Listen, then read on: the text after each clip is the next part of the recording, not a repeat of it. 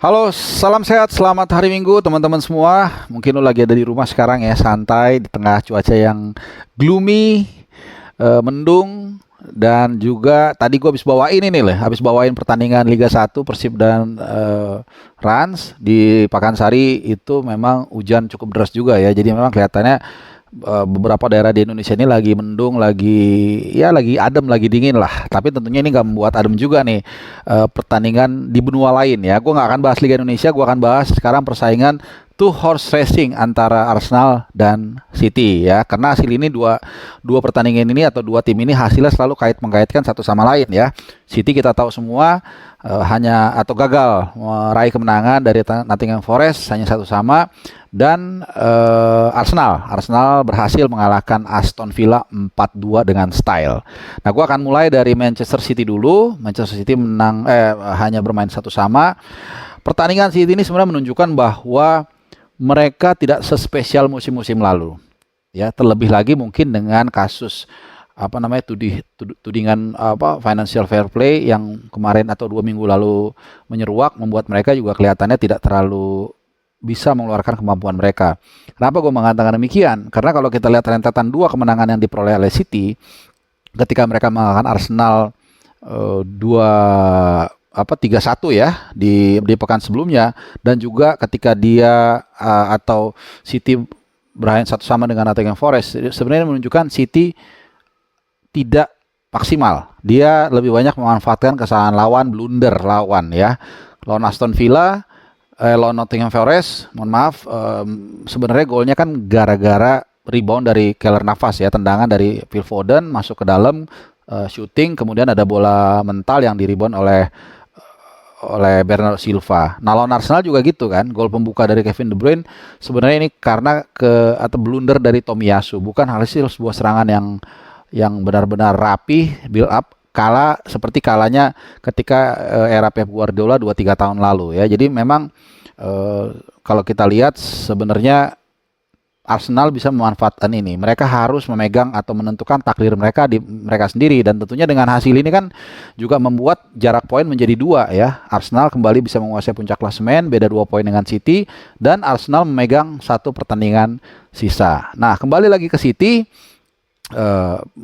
Taktik dan gaya bermain Pep ini memang cukup menjanjikan di awal musim ketika Haaland datang. Tapi lama kelamaan, seperti yang udah gue pernah utarakan di beberapa video gue sebelumnya, pola ini terbaca dan monoton. Ya, kemarin kita lihat 9-10 pemain itu numpuk di bahkan sepertiga area pertahanan Nottingham Forest. Sulit bagi City untuk membongkar. Mereka muter-muter segala macam, dan dengan Haaland yang nunggu di dalam, mereka santai aja Nottingham Forest. Begitu bola ke arah Haaland langsung kepung, kacau, belibet bolanya. Mungkin kalau yang lu nonton lu ngeh ya. Setiap dapat bola dikepung 2-3 orang belibet ya. Karena teorinya ini kan sama-sama pemain profesional, yang lewatin 2 apalagi 3 pemain itu nggak mudah. Sehingga kita lihat Haaland kembali macet gol. Sudah berapa pertandingan dia? Kalau nggak salah 3 atau 4 away nggak mencetak gol. Away ya.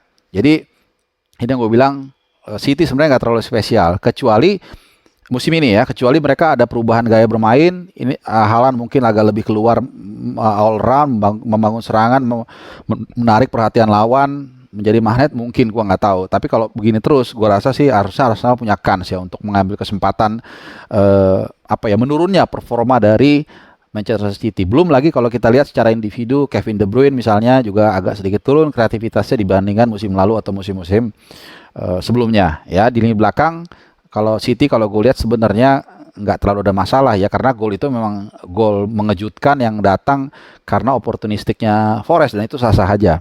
Nah, kali ini kita ke Arsenal. Ini yang seru banget kemenangannya. Terus terang gue kemarin juga sambil nonton, sambil bawain EFL.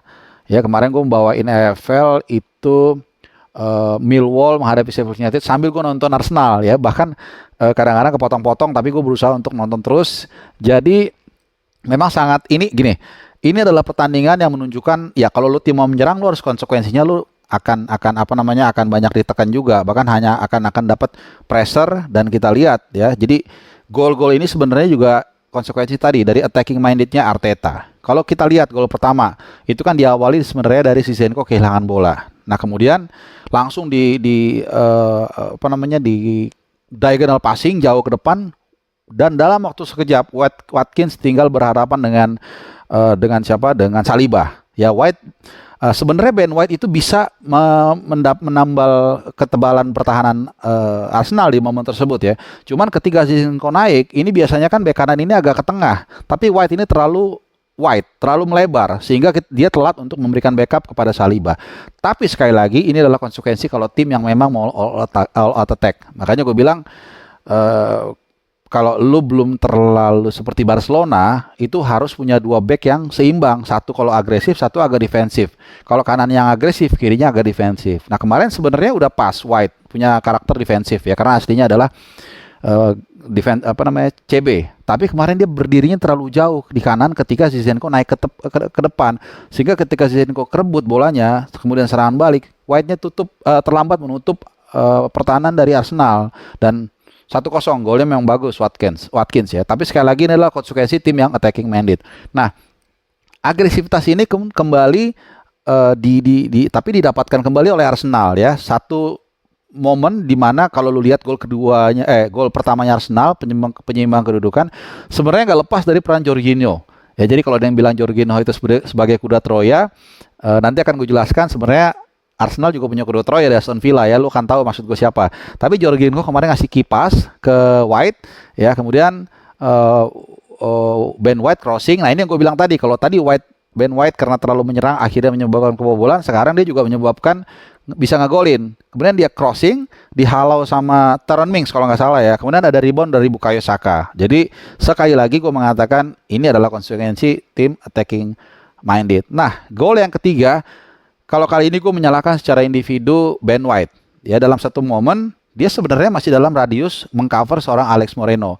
Tapi kelihatannya Arteta ini lupa ngerjain PR-nya sama timnya. Dia lupa bahwa Alex Moreno ini pemain barunya Aston Villa ini punya kecepatan yang luar biasa.